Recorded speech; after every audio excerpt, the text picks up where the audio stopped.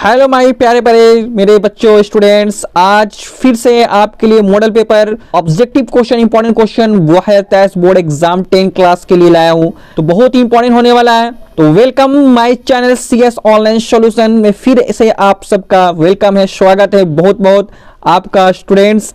तो फिर से आपके लिए पहला क्वेश्चन जो very important question model paper का साइंस के लिए जो एग्जाम में ऑब्जेक्टिव क्वेश्चन आपका बिल्कुल यही आने वाला है, मॉडल पेपर में छपने वाला है एग्जाम क्वेश्चन का। पहला क्वेश्चन है, हवा में निर्वात में प्रकाश की चाल होती है। ए में है 3 × 10⁸ मीटर पर सेकेंड, बी में 3 × 10⁸ सेंटीमीटर पर सेकेंड, सी में 3 × 10⁸ किलोमीटर पर सेकेंड, डी में 3 × 10⁸ मिलीमीटर पर सेकेंड। तो हवा जो निर्वात में जो प्रकाश की चाल होती है वो आपका 3 × 10⁸ मीटर पर सेकेंड। ऑप्शन नंबर ए इसका राइट आंसर होगा। नेक्स्ट क्वेश्चन है, प्रकाश तरंग उदाहरण है। ठीक है, ए में ध्वनि तरंग का, बी में विद्युत चुंबकीय तरंग का, सी में पराबैंगनी तरंग का, डी में परास्रवित तरंग का। तो प्रकाश तरंग जो उदाहरण है वो आपका है विद्युत चुंबकीय तरंग का। ऑप्शन नंबर 20 का राइट आंसर होगा। नंबर क्वेश्चन है, बैटरी में किस प्रकार की धारा प्राप्त होती है? बताएगा आप लोग, कमेंट करेंगे जरूर। ए प्रतिवर्ती धारा, बी है दिष्ट धारा, सी है ए और बी दोनों, डी इनमें से कोई नहीं। तो बैटरी में किस प्रकार की धारा होती है? दिष्ट धारा होता है। ऑप्शन नंबर 20 का राइट आंसर होगा। ठीक है स्टूडेंट्स, चौथा नंबर क्वेश्चन, तरंग दैर्घ्य को समानता व्यक्त किया जाता है। ए कैंडेला के रूप में, बी जूल के रूप में, सी एम्पियर के रूप में, डी एंगस्ट्रम के रूप में। तो तरंग दैर्घ्य को जो समानता व्यक्त किया जाता है तो इसका राइट आंसर क्या होगा? वो होगा एंगस्ट्रम के रूप में। ऑप्शन नंबर डी इसका राइट आंसर होगा। ठीक है स्टूडेंट्स, क्वेश्चन नंबर 5 है, दृश्य प्रकाश में किस वर्ण का तरंग दैर्घ्य अधिकतम होता है? दृश्य प्रकाश में किस वर्ण का तरंग दैर्घ्य सबसे अधिकतम होता है? ए बैंगनी, बी लाल, सी नीला, डी पीला। तो दृश्य प्रकाश में जो सबसे अधिकतम तरंग दैर्घ्य होता है वो आपका लाल होता है। ऑप्शन नंबर 20 का आंसर होगा। क्वेश्चन नंबर 6 है, सामान्य नेत्र के लिए सुस्पष्ट दर्शन की न्यूनतम दूरी होती है। ए 25 मीटर, बी है 2.5 मीटर, सी है 25 सेंटीमीटर, डी है 2.5 सेंटीमीटर। देखिए सामान्य नेत्र के जो सुस्पष्ट दर्शन की न्यूनतम दूरी होता है 25 सेंटीमीटर। ऑप्शन नंबर सी इसका राइट आंसर होगा। क्वेश्चन 7 है, किसी वस्तु का प्रतिबिंब नेत्र के किस भाग पर बनता है? ए कॉर्निया, बी रेटिना या दृष्टिपटल, सी पुतली, डी आइरिश। तो वस्तु का जो प्रतिबिंब बनता है नेत्र में वो आपका रेटिना या दृष्टिपटल बनता है। ऑप्शन नंबर 20 का आंसर होगा। ठीक है, क्वेश्चन 8 है, 1 HP अश्वशक्ति बराबर होता है। ए 746 वाट, बी 946 वाट, सी है 756 वाट, डी है 846 वाट। तो 1 HP जो अश्वशक्ति बराबर होता है वो आपका होगा 746 वाट। ऑप्शन नंबर ए इसका आंसर होगा। क्वेश्चन 9 है, धारा मापने में किसका उपयोग होता है? ए मीटर, बी वोल्टीमीटर, सी वोल्टीमीटर, डी है मोनोमीटर। तो धारा मापने में जो इस्तेमाल होता है वो आपका एमीटर होता है। ऑप्शन नंबर इसका ए राइट आंसर होगा। नेक्स्ट क्वेश्चन है, क्वेश्चन 10 है, डायनोमो से किस प्रकार की धारा प्राप्त होती है? ए दिष्ट धारा, बी है प्रतिवर्ती धारा, सी है दोनों धाराएं, डी है इनमें से कोई नहीं। तो डायनोमो में जो हमको प्राप्त होती है वो आपका दोनों धाराएं, तो दिष्ट धारा और प्रतिवर्ती धारा दोनों प्राप्त होती है। ऑप्शन नंबर सी इसका आंसर होगा। क्वेश्चन नंबर 11, चुंबकीय क्षेत्र की तीव्रता का मात्रक है। ए न्यूटन पर मीटर स्क्वायर, बी है न्यूटन पर एम्पियर मीटर, सी है न्यूटन पर एम्पियर स्क्वायर मीटर, डी है न्यूटन स्क्वायर पर एम्पियर मीटर। तो चुंबकीय क्षेत्र की जो तीव्रता का मात्रक होता है स्टूडेंट्स वो आपका न्यूटन पर एम्पियर मीटर होता है। ऑप्शन नंबर 20 का राइट आंसर होगा। ठीक है, क्वेश्चन नंबर 12 है, नाभिकीय ऊर्जा प्राप्त करने हेतु आवश्यक है। ए हीलियम, बी क्रोमियम, सी यूरेनियम, डी एल्युमिनियम। तो नाभिकीय ऊर्जा प्राप्त करने के लिए क्या आवश्यक है आपको? ऑप्शन नंबर सी इसका यूरेनियम होगा। ठीक है, ऑप्शन नंबर सी इसका आंसर होगा। क्वेश्चन नंबर 13 है, निम्न में से किस माध्यम में प्रकाश की चाल सबसे अधिक होती है? तो सबसे जो अधिक होती है वो प्रकाश की चाल आपको पता है, ए है कांच, बी है पानी, सी लोहा, डी निर्वात।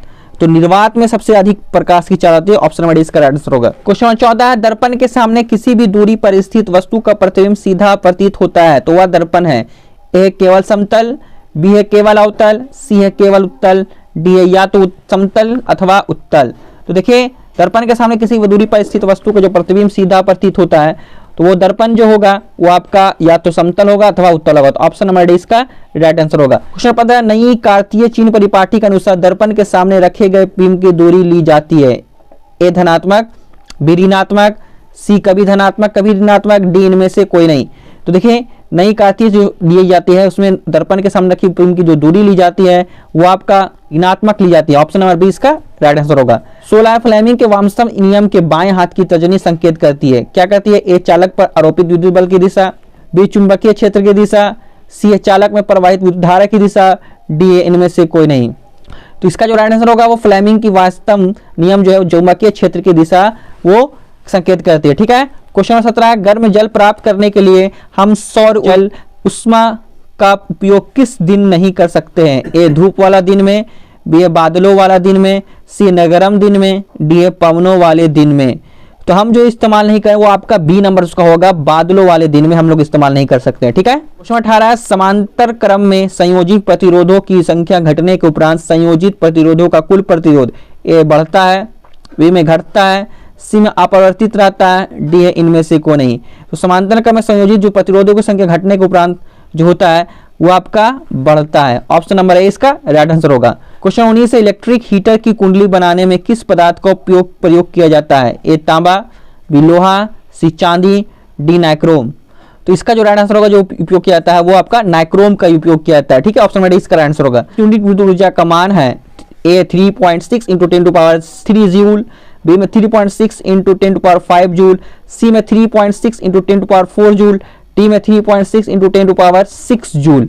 तो एक यूनिट विद्युत ऊर्जा का जो मान होता है वो आपका 3.6 × 10⁶ जूल होता है। ऑप्शन नंबर डी इसका आंसर होगा। किसमें किलोवाट पर घंटा एक इकाई है? ए ऊर्जा की, बी शक्ति की, सी विद्युत आवेश की, डी विद्युत धारा की। तो किलोवाट पर घंटा जो इकाई है वो आपका शक्ति की है। ऑप्शन नंबर बी इसका राइट आंसर होगा।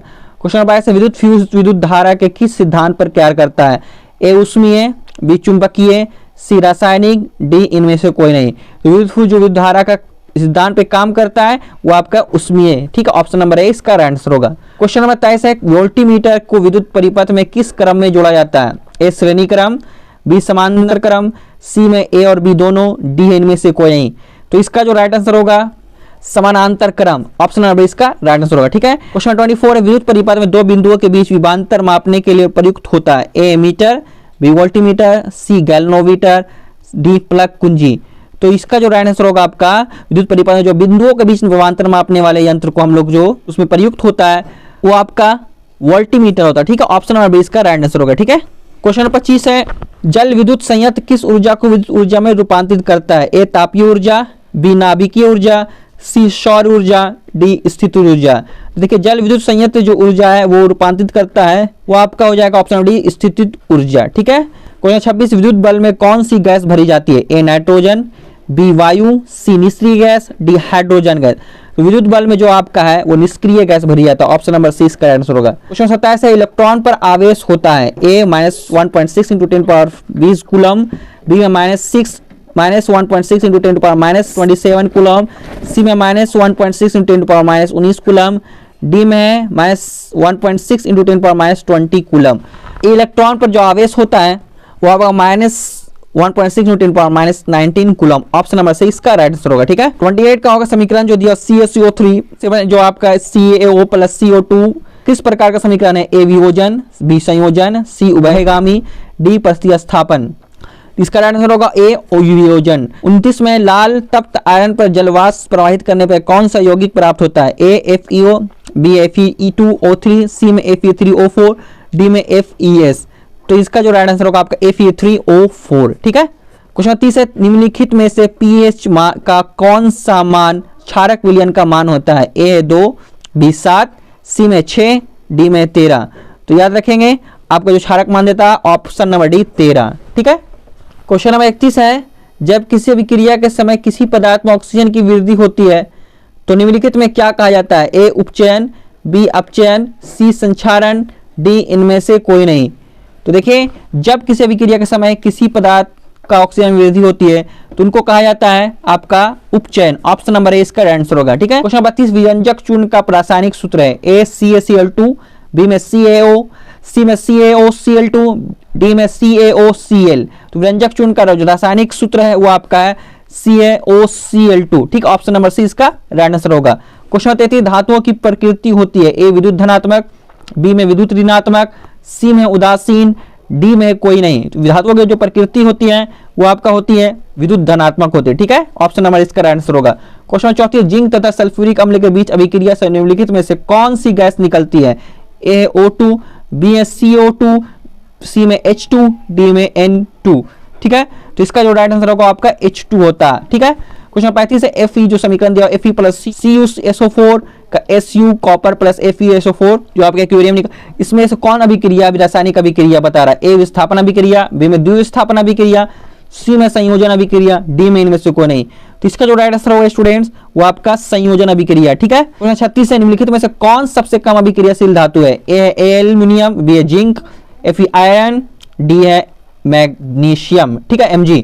तो इसका में से सबसे कम अभिक्रियाशील धातु है वो आपको जिंक है। ऑप्शन अभी जस्ता है। ठीक है Zn। क्वेश्चन 37 है जिप्सम का रासायनिक सूत्र है ACaSO4 × 1/2 H2O, B में CaSO4 × 2 H2O, C में CaSO4 × 10 H2O, D में इनमें से कोई नहीं। तो जिप्सम का जो रासायनिक सूत्र है वो आपका CaSO4 × 2 H2O। ऑप्शन नंबर 20 का आंसर होगा। ठीक है। क्वेश्चन 38 है आधुनिक आवर्त सारणी की क्षैतिज कतारें निम्नलिखित में क्या कहलाती है? A आवर्त, B में समूह, C में कोष, D इनमें से कोई नहीं। तो आधुनिक आवर्त सारणी की जो क्षैतिज कतारें निम्नलिखित में जो कहलाती है वो आपका आवर्त कहलाते हैं। ठीक है। ऑप्शन नंबर ए इसका आंसर होगा। क्वेश्चन 39 है लोहे के फ्राइंग पैन के जंग से बचाने के लिए निम्नलिखित में कौन सी विधि उपयुक्त है? A ग्रीज लगाकर, B में पेंट लगाकर, C में जिंक की परत चढ़ाकर, D में इनमें से सभी। तो आपका जो लोहे का फ्राइंग पैन में जंग बचाने के लिए जो इसमें से किया जाता है वो आपका जिंक की परत चढ़ाकर आप लोग बचा सकते हैं। ठीक है। नेक्स्ट क्वेश्चन है 40 नंबर क्वेश्चन आपका निम्नलिखित में कौन सी गैस चूने के पानी को दूधिया कर देता है? A Cl2, B में O2, C में CO2, D में O2। कौन सी गैस चूने के पानी को दूधिया करता है? CO2। ऑप्शन नंबर 6 का आंसर होगा। तो स्टूडेंट मैंने आप इसको 40 क्वेश्चन आपको बताया हूं। नेक्स्ट वीडियो में आपको 41 से 80 क्वेश्चन कराऊंगा। तो बिल्कुल आप इसको जो ऑब्जेक्टिव कराया बिल्कुल अच्छे से याद कर लें स्टूडेंट्स। नेक्स्ट वीडियो में इसी तरह से फिर से आपका धमाकेदार 41 से 80 क्वेश्चन 40 क्वेश्चन लेके आऊंगा फिर से नेक्स्ट वीडियो में। ताकि स्टूडेंट्स अगर मेरे चैनल पर कोई नए जुड़े हैं तो सब्सक्राइब कर दें, लाइक कर दें स्टूडेंट्स, शेयर भी कर दें फ्रेंड्स में और बेल आइकन बटन दबाना ना भूलें ताकि सबसे पहले कोई भी मेरे वीडियो का नोटिफिकेशन आप तक पहुंचे। ठीक है स्टूडेंट्स। तो फिर से मिलते हैं एक धमाकेदार वीडियो के साथ। Thank you students. जय हिंद।